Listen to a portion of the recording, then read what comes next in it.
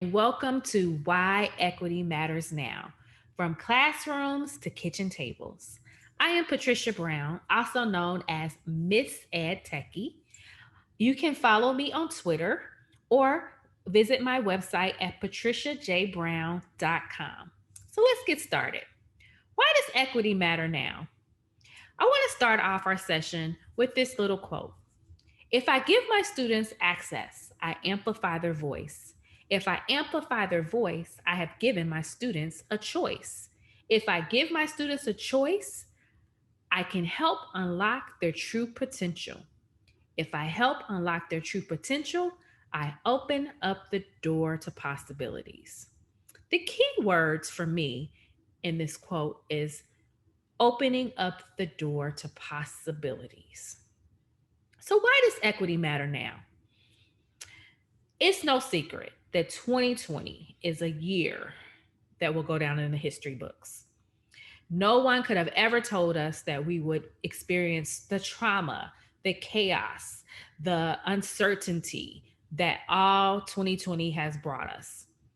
This pandemic has catapulted us into a level of a different way of living in all aspects of our life. We are learning that there's an intersectionality between social emotional learning, technology, equity, and everything has been magnified with this pandemic.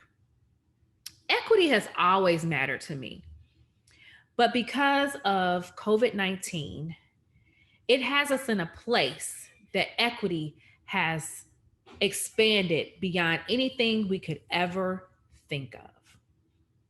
That's why we should use this opportunity to have very real and authentic conversations and support one another.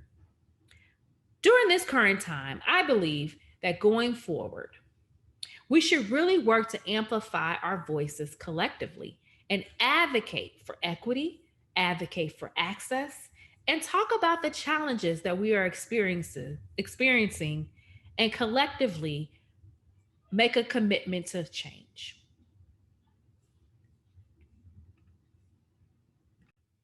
So let's start with a generic definition of what digital equity is.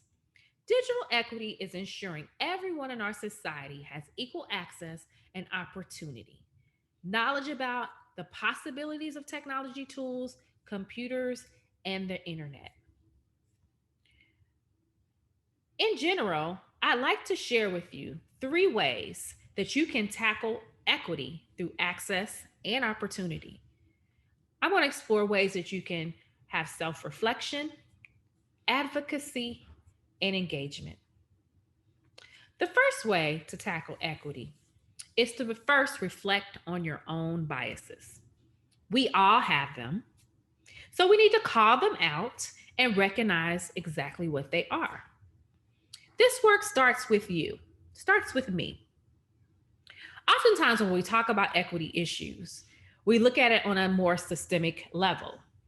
We often say things like, if my government would do this, my district would do that, or my school leader, if they would just do this. When in fact, what we should be thinking about is what we can do ourselves. How can we reflect on our own personal biases and assumptions? Let's take a scenario. If I were to tell you to close your eyes and think about a scientist, or if I asked you to Google a scientist or a famous scientist, what do you think might pop up? Typically, you might view someone that looks like Doc from the movie. What's the name of this movie? Back to the Future. And typically, you have a stereotype of a man with gray hair, white male, glasses, a lab coat, kind of nerdy, when in fact, this is the typical perspective that most people view when they think about a scientist. So I would like to ask you, how do you feel that your image of a scientist could unintentionally create biases and assumptions about the students in your classroom? How many people have seen the movie Hidden Figures? Oh my gosh, that was one of my most favorite movies. And I felt empowered because for the first time, I saw myself reflected in a role as a scientist, an engineer, or someone in the mathematics field. I also love the fact that it empowered and celebrated the diverse voices and perspectives. We have to ensure that you are aware of the inequity you might be creating with your words and actions. For instance, if you're talking to male and female students, and a female student makes the comment that they would like to be a scientist, and you say, "Oh, great, you will make a great female scientist," that only creates a bias for students. You may be unintentionally creating this damage or causing this damage for your students. Or maybe even as a male, they have a stigma that they are the only ones that could see themselves as a scientist. If the representation and images of success are only represented by males or white males, this can have a direct impact on students of color as they will internalize this. Instead, what you should do is recognize that everyone holds some type of bias based on their personal experiences and their background. So resist the urge to get defensive, but instead lean into this discomfort and work on ways to repair the damage done, and know that this is a process. This is a marathon, not a sprint. You can do this by signaling inclusive and equitable classroom environments at all times. So, when you're sharing stories, when you're providing experiences for your students, you're highlighting diverse voices, you're celebrating different perspectives, you're decorating your classroom with a purpose, and you're being intentional when you do that. You're sharing stories from women of color or young kids from other backgrounds other than the backgrounds of the students in your classroom. So they can not only see themselves, but they can also see others. This is so important. You also want to give the opportunity for your students to be able to reflect on their own biases. I didn't even realize prior to seeing the movie Hidden Figures and going through college that I had in my own bias against myself. I didn't feel like I could achieve as a scientist or a mathematician. I kind of say, well, I'm not that great at math, or science isn't really my thing. When in fact, I had created an internal bias and assumption about myself. So it's very important that we allow our students the opportunity to reflect on their own biases and assumptions about themselves. This can mean being very intentional about providing opportunities for our students. After I saw the movie Hidden Figures, I decided that I was going to create that opportunity for the students that I work with. So I created a group called STEM Gems. And STEM Gems was a group that it brought together kids, young ladies from underrepresented groups in STEM, and I provided a space and an opportunity for them to be able to collaborate, to see themselves as scientists. I brought in experts that looked like them because I wanted them to have the opportunity, the access, and a space. From there, we created a STEM night for our entire school, and my students were able to be leaders. They they had their own booths and they were able to showcase the things that they had learned through the year. And this, as you can see from the smiles on their faces, they were very excited and proud of the work that they did. So this was very intentional, and it was very purposeful to make sure that these girls knew that they could see themselves as scientists, as mathematicians, as engineers, as anything that they wanted to be. The second thing that you can do is advocate for equity and inclusion. It's not enough to just talk about diversity, it's not enough to just talk about inclusion. It's more important that you become that advocate for your students. This means that you're creating equitable learning environments within your classroom, within your building, within your district, and you are working towards ways to dismantle systems that create these deficits, these inequities. Equity is a systemic problem, not a kid problem. Simply stated, I despise the term achievement gap because I feel like it unfairly places the blame on kids. It implies that students or kids are not achieving as they should be and that it's their fault. When in fact, I think more in the terms of opportunity gaps. There are access gaps. If you think that you're going to try to fix kids, fix your students, you're going to fail. Opportunity gap to me implies that when given the resources, when given the opportunities that the students deserve, they all can achieve. And most importantly, it doesn't place the responsibility on kids for systemic injustices. We need to look at systems and programs and strategies that have been created and figure out how the adults can change those things. We're not looking for our students to change their behavior. We're looking for our adults to change systems. I believe that as educators, we have a professional responsibility and an obligation to advance equity. We can do this when we are working together collaboratively, when we are supporting one another, when we are embracing fully diversity, inclusion, and equity, and we're upholding principles that we are working to eliminate structural inequities that limit equitable opportunities for our students. So let's talk a little bit more about equity, specifically equality versus equity. A lot of people throw around the word equality, giving everybody the same thing, when in fact, what we need to be talking about is equity.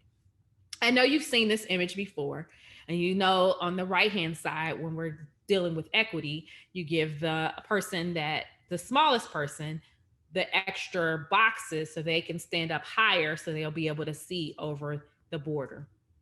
But then there's this image that takes it a little step further and removes the gate so that no one needs those boxes to stand on. But I would say that there's still inequities that exist. Why are those spectators not in the stands with the other spectators? There's still some inequities that are existing that these individuals don't have the capacity or maybe the will or even the finances to be in the stands and watch the ball game with the rest of the spectators. So inequities are still existing. So when we are working to dismantle inequities, we have to look at hardware. One of the things that we've experienced firsthand is when school closed abruptly and our students had to work remotely or had to be at home and they weren't able to go back to school in the spring, we suddenly felt the burden of that inequity of not having the hardware and devices. So the Band-Aid was pulled back from a lot of districts that had not had either the means or even thought it was their responsibility to provide this equity of hardware. So that's our first challenge. You would think in 2020, specifically now, we would have a lot of districts that automatically are one-to-one or have devices and resources for our students. And depending on where you are, where you live, what zip code you're in, it may look vastly different from school to school. There are a lot of school districts that have underserved students and communities that are scraping together their resources to provide these devices for our students. Now more than ever, we need to provide devices for our students to have in our hands. Our district this year went one-to-one, and we are now having our students take their devices back and forth to and from school. This is something that would have probably never really achieved, especially at the elementary level. But due to COVID, we knew that we had to put some things in place so that the learning can continue to happen, regardless of if the students are at home or if they're at school.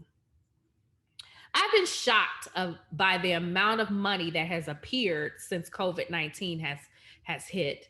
And it kind of saddens me because I feel like these experiences, this technology, this funding that has become available, I really wish it had been available for our students prior to COVID-19. We are finding out also during this pandemic that passing out devices, whether it be a Chromebook, whether it be an iPad, a laptop, is not enough. Because the second challenge that we always face is connectivity. 23% of school districts do not have sufficient Wi Fi and bandwidth. They can't even meet the needs of their current learners. Connectivity is definitely an issue that has been ongoing for quite a while. It has also been magnified with virtual learning. When families are at home, we are expecting them to navigate in a digital environment when, in fact, a lot of the inequities have been magnified. Right now, a lot of the doctors are, if you're sick or you're ill and you need to see your doctor, you have to have connectivity because a lot of the visits are now virtual. If you want to order food, when the grocery stores were shut down, where the stores and the restaurants were shut down, you had to have some type of connectivity in order to be able to order your food to be delivered to you. So we have to look at ways that we can provide connectivity for our students. I believe connectivity is a necessity like running water is to a school. Connectivity at home is just important. And we're seeing in this pandemic how important all of this is.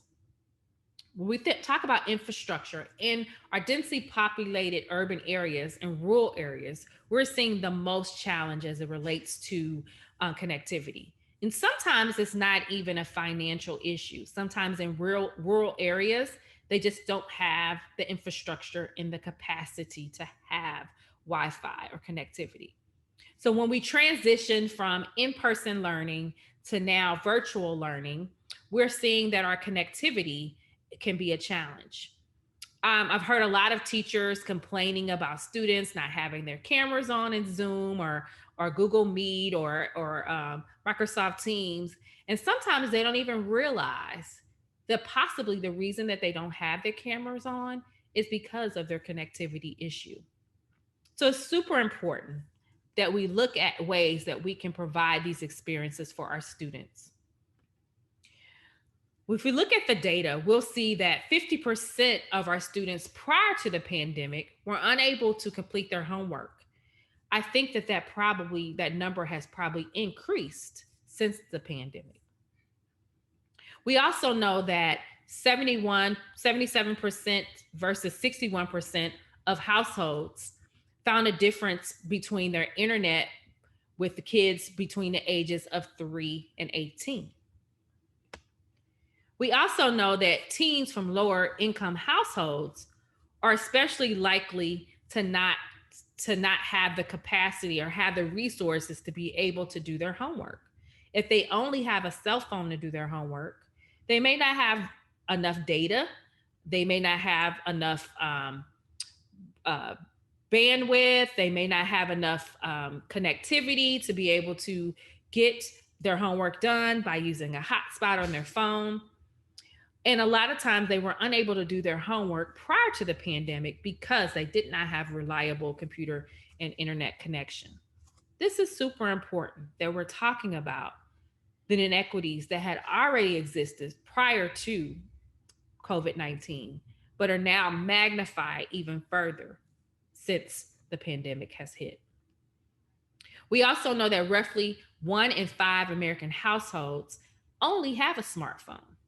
Even our families that may have had maybe 2 or 3 laptops or maybe 2 laptops available, when everybody was home, that may have shifted a little bit because now maybe the parent has to work from home and use one of those laptops, and they may have 3 or 4 children at home that also need to have a device. So we're definitely finding out that there's definitely a need for hardware and there is a need for connectivity. A.B. Hunter speaks about what she calls lucky zip codes in her TED Talk. I highly recommend it. You can find it on YouTube. She describes lucky zip codes as the neighborhoods that you want to live in. They have the stuff that you want, like malls, Starbucks, mangoes. And she talks about how these lucky zip codes are usually in the best neighborhoods with the best schools. And what do they all have in common? They have access to resources that you won't get in an unlucky zip code.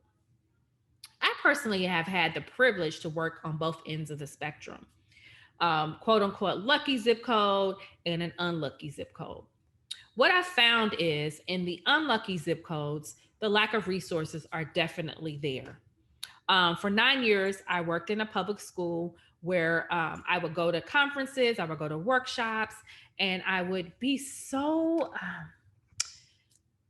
just be so disappointed because I would go back to my district and I would learn about all these different things and learn about all these different tools, and I didn't have the funds or the budget to purchase anything. So for years, I would be frustrated, and I would try to figure out ways to provide resources for my students. And then one year, I decided I was going to go ahead and I was going to write a grant. Well, I was awarded a grant for $30,000 at the time, 2009. That was a lot of money for technology. And I was able to buy iMac computers for my students, for my classroom, flip cameras, color printers, and I was able to provide for my students what they needed. So I advocated for my students to be able to have the same resources that the students had in the lucky zip codes.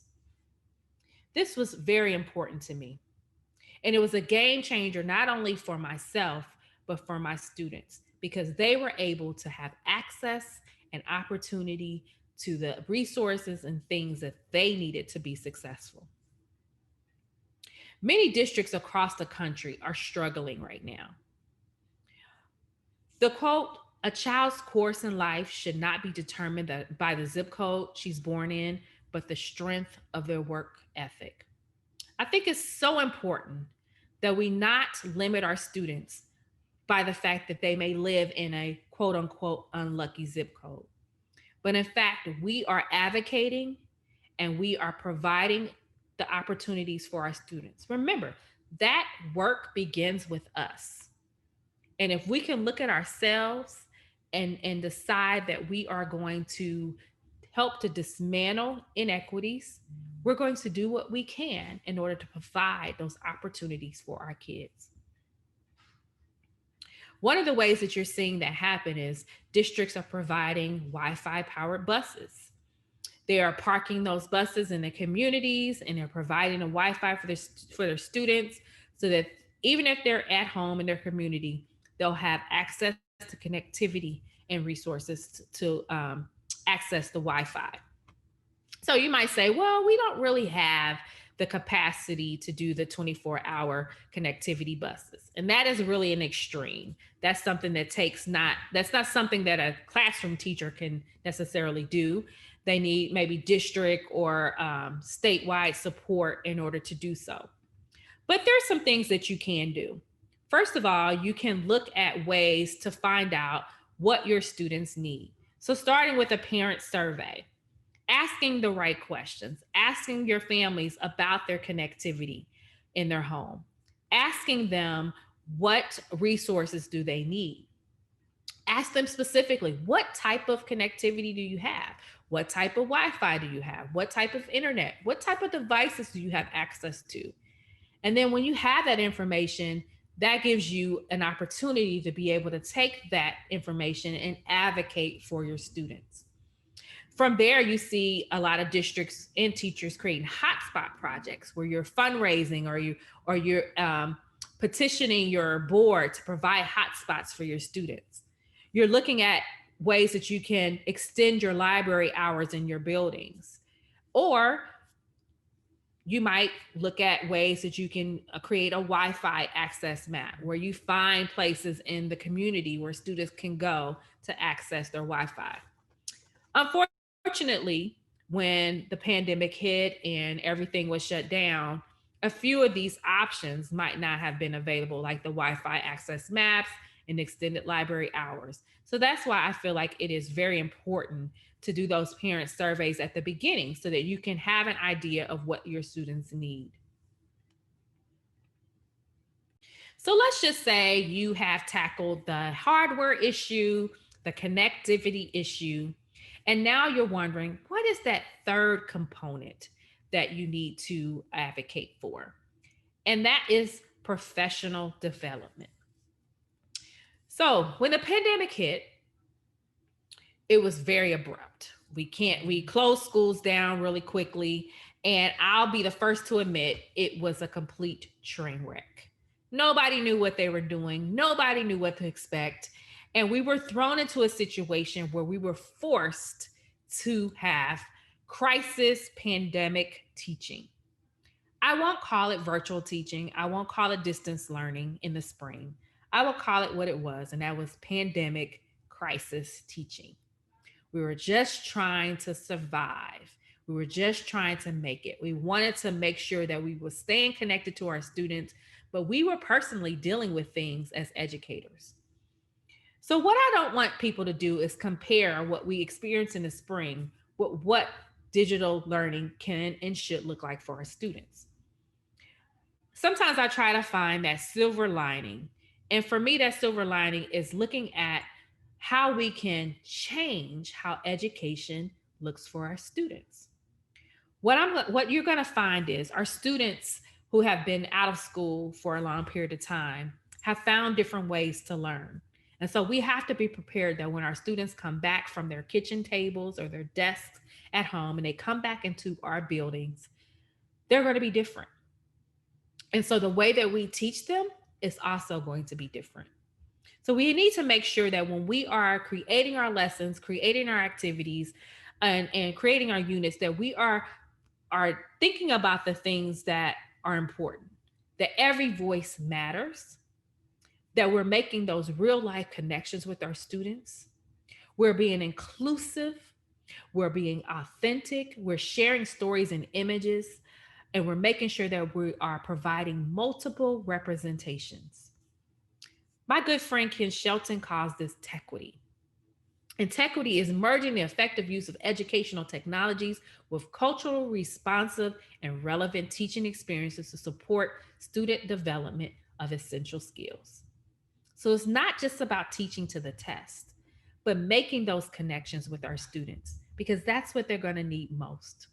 So when you talk a little bit more about promoting equity, we want to make sure that we're not stuck on the mindset that it has to be a one-to-one situation in order to promote equity. Sometimes when you see one-to-one scenarios, you might see students all having devices, but the only thing that they're doing is completing digital worksheets, doing rote learning. They're listening or watching books or videos online, and there's not a lot of depth in what they're doing. So they're literally at the substitution level if we're talking about the SAMR model. You could have another scenario where your students aren't one to one, but when they are able to get the devices that they're using, they are creating, producing, they are collaborating, they're communicating, they're creating experiences for themselves that are authentic, that are real world, they have authentic audiences, and they are taking their learning from substitution to redefinition. So when we're talking about promoting equity, it's not just about giving the kids devices and making sure that they have connectivity, but it's also about what are they doing when they are getting the devices. Unfortunately, when we talk about unlucky versus lucky zip codes, a lot of times in the unlucky zip codes, we see a lot of the scenario ones. And in the lucky zip codes, we see more of scenario twos, where the students are creating. So, in other words, you're teaching and you're having the students use the devices to test. Whereas scenario two, you might have the students be creators or producers of their own content. So, to promote equity, we want to make sure that we're providing opportunities for our students to not just play games, not just be on the technology in a way that they are being consumers, but that they are not just passive users of the technology, but they are active users of the technology. So they are making global connections, they're collaborating, they're coding, they're making interactions, and all of this can still be done when you are remote, when you're virtual learning, distance learning. I think it really provides you with an opportunity to do so much more with your students. So instead of looking at it as a negative thing when you are teaching from your kitchen table or your students are learning from their desk at home, look at it as an opportunity to redefine the way students are learning, to redefine ways that they're making connections with you and making sure that they are active users and not passive users of technology. Because in the grand scheme of things, technology integration is not about that fancy tool, that app, that project, but what it should really be about is how can we engage our students in their learning? How can we make connections with our students so that they are taking ownership of their learning? They're proud of the work that they're doing and they're engaged in the entire process. So we can make digital learning spectacular. There's resources and things out there that can help and support us. And there are districts that are doing it well. There's teachers that are doing it well, that are sharing their experiences and sharing their knowledge and their resources. When the pandemic first hit, I had so many parents and teachers reaching out to me, asking for support, asking for resources. Do you know this? Do you know that? And I decided to create a Facebook group. So I created a Facebook group that grew from maybe 10 people to over 1,500 people within a couple of weeks. And it was composed of parents, teachers, and they were working together, sharing resources. Parents would post questions in the group, asking teachers for support. Teachers would um, um, post questions in the group, asking for other teacher support. And we were just leaning on each other and helping one another. So that was building community. And that's what it's all about. How can you support one another? A lot of teachers are freaking out right now because they don't have that perfect classroom that they're used to having while they're in person. They might be working from their kitchen table, they might be working from their couch. But I want you to know the best advice I can give you is to remind you of this. It may have taken you years to create those systems and structures and that well oiled machine that you have in your classroom. So you can't expect that this virtual environment or this hybrid environment or the combination of both is going to be perfect. All you can do is take it one day at a time and give yourself grace. We always talk about giving our students grace, but what we really need to also remember to do is give ourselves grace. We're not superheroes. I know we love to use that term, teachers are the real superheroes or the ones with the hidden capes. But in reality, we have to remember that we are human and we make mistakes and we have to give ourselves grace. We're all in the same boat. That's the thing. That's what makes it so unique. This pandemic has affected every single person on the planet. So we have to know that we're all dealing with the same issue and we have to make the opportunity to support one another. So this was me. I was about 5 or 6 years old, and I was in kindergarten. And I remember most of my life or most of my educational experience, K 12, I was a good student. I listened to my teachers. I enjoyed learning. I enjoyed school, but I don't quite remember ever having the opportunity to completely explore my passions in my learning.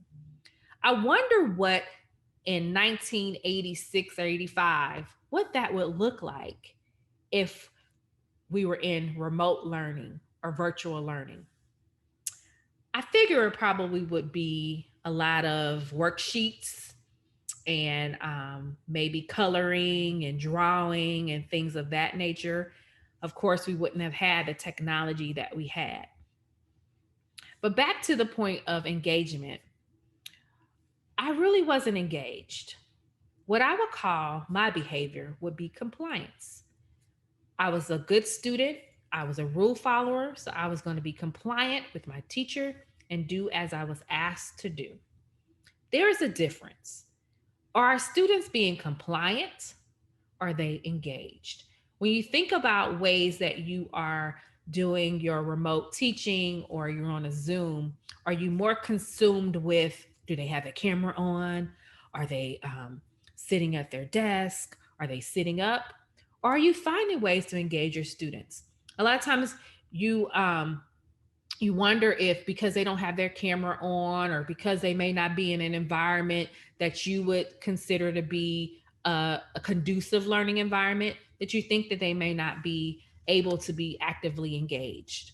And that's why you have to use resources like polls and interactive activities and lessons and breakout rooms and collaborative spaces where the students can still interact and be engaged with one another. But I didn't get that opportunity. This is my family. My family consists of, as you can see, a lot of males. So I am the only female in my male dominated household. And as you can see, I have 5 boys. My oldest son is in college now studying computer science, and he is 19. And my youngest, he is 6. So you can see I have a range of men. And so my husband and I have celebrated almost 20 years in marriage, and we are overjoyed to be able to raise these 5 boys in a pandemic. Let's just say we miss football a lot. So, this is my youngest son. His name is Braxton. And I remembered a few years ago that when he was about 1.5 years old, he did a selfie challenge. Now, this wasn't something that we set up or that we said, we're going to do this selfie challenge with Braxton. He literally decided to do this on his own. My husband picked up his phone one day and realized that there were over 50 photos in his phone of my son. And it wasn't just random photos. He was posing, he had on different outfits. He even had pictures with my husband when he was sleeping. But it just goes to show that even as young as 1.5 years old, and that's the age he was at the time, we are dealing with digital natives, and they learn differently than we ever did before. So we can definitely use this as an opportunity to develop their critical thinking, their problem solving, their creativity as they are growing as young as 1.5 years old. So we got a kick out of seeing that. But it really just goes to show how we need to meet the needs of our digital natives. Years ago, my grandmother bought me my very first word processor, and it was a Magnavox video writer. Anybody seen this before? Well, back then, not a lot of parents were buying or purchasing their children computers. Um, this was something different. But at the time, my grandmother, who purchased this for me, she, I felt, had a desire to expose me, her granddaughter, to the possibilities. I remember I told you earlier how I didn't necessarily see myself as a computer person, as a scientist, as a mathematician, or anything like that. But what I didn't know was my grandmother saw in me that potential to do that. So she invested in me and bought me that computer at such a young age. I think I was about 11 years old. So it's super important that we tap into our students' passions. She understood and knew and had an insight of a passion that I had that I didn't even know at 11 years old. So, what we want to make sure we do as educators, even now when we're teaching at our kitchen tables and not necessarily in our classroom, is that we have to find ways to find our students' sweet spot where our passion, their purpose, and the love all come together to find that sweet spot. So imagine when the pandemic first hit, nobody was talking about tests No one was talking about assessments. We were talking about how can we connect with our students. Imagine what it would have looked like if we had taken this diagram or this image and taken it to heart and said, you know what, I'm going to utilize this time to find my students' sweet spots, their purpose, their love, and their passion. Imagine what that would have done for some of our students who are definitely dealing with trauma, we're dealing with social emotional needs, and just having the opportunity to connect with their teacher on this level, I think would have really sparked a new idea or experience for our students. So it's super important that we align those three things together. Speaking of such, here's my son, Braylon. He's one of my twins. I didn't mention that, but I do have twins. They look alike, and they're 13. So Braylon is one of my twins. Braylon is a brilliant kid. He is very outspoken. He makes a great point to point out inequities that he sees on a day to day basis, specifically when it impacts him in some kind of way.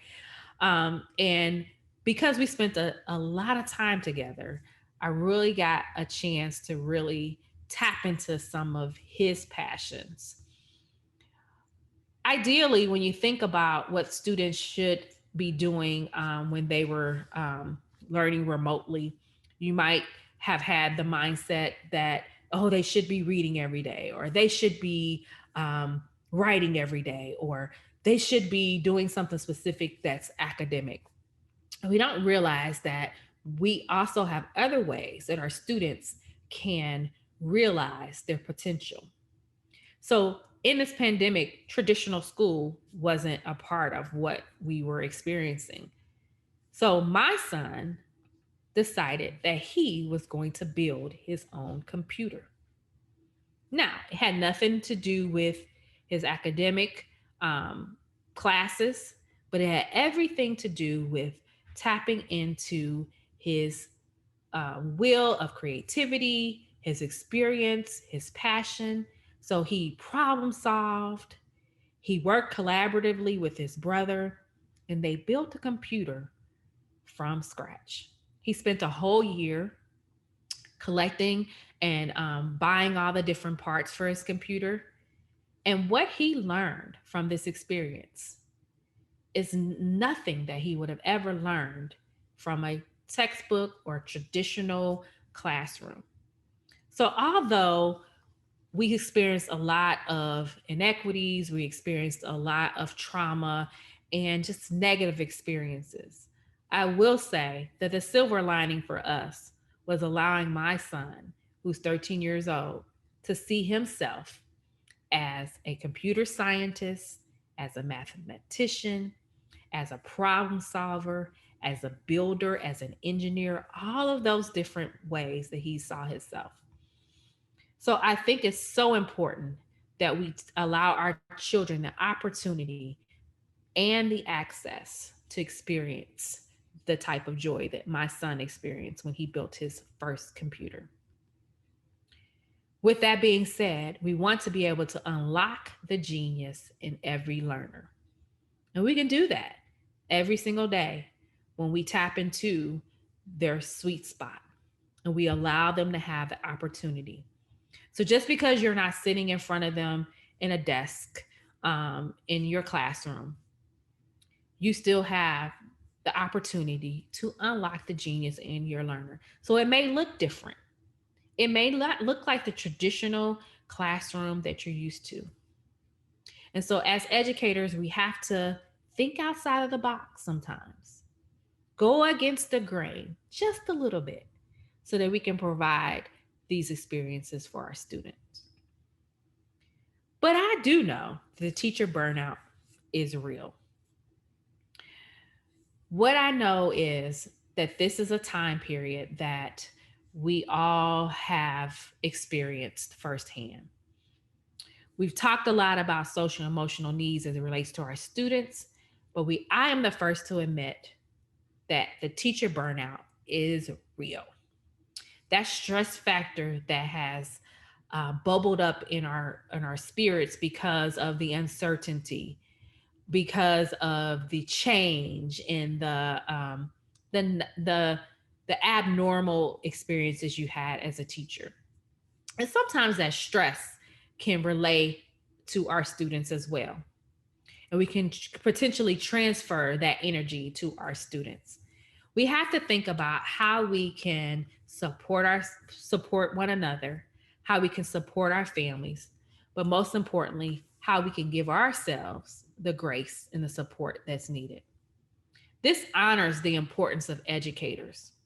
We need to center the social emotional learning for our educators because there's a learning curve for some of us when it comes to integrating technology, when it comes to doing remote learning. And that adds another level of stress that we may not be used to. I told my teachers to just focus on one or two things. Find that one thing that works for you. During the pandemic, we had so many tech companies throwing all kind of resources here and there and everywhere. But what I want you to remember is a technology tool is not going to give your students what they need. You are that person that's going to give the students what they need. It's important that you don't just throw a bunch of resources and technology at our students because that not only is overwhelming for us, but it's also overwhelming for our students and their families. Self care is important. We need our rest, we need our downtime, we need to prioritize our lives. It's like when you're on an airplane. When you're on an airplane, they always tell you to put the mask on your face first. If you don't have the mask on your face first and you're not you're not giving yourself the care that you need, you're not going to be any good for anybody else. So, as a teacher, we need to make sure that we're taking care of ourselves, giving yourself permission to step away, to walk away, to take a break. Because when you're at home, it never turns off. You may be working and sleeping and living in the same environment that you're teaching, which is very different than what you've experienced before. But you have to give yourself permission to step away, to take a break, and to have your self care. Encourage your students to do the same.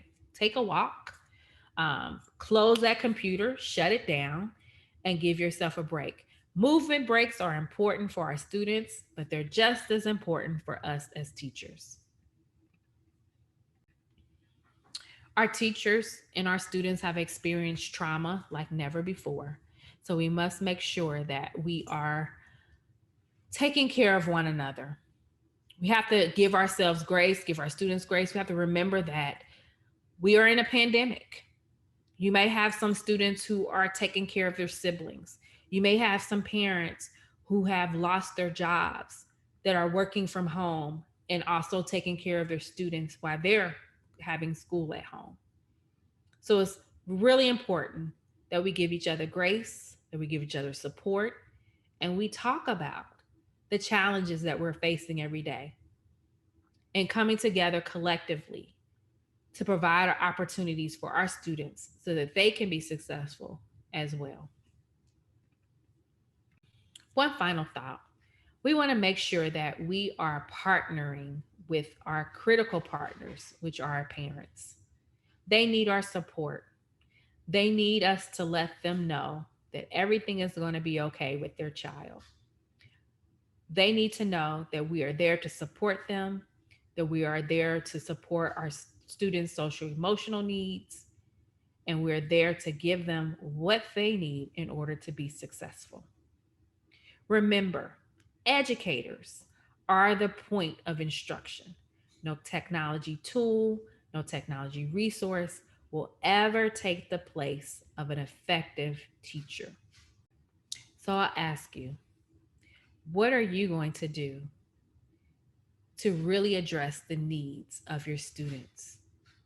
What are you going to do to make sure that your students are feeling supported, that they are given the opportunity and the access in order to be successful learners in our post pandemic society and its digital age learning environment.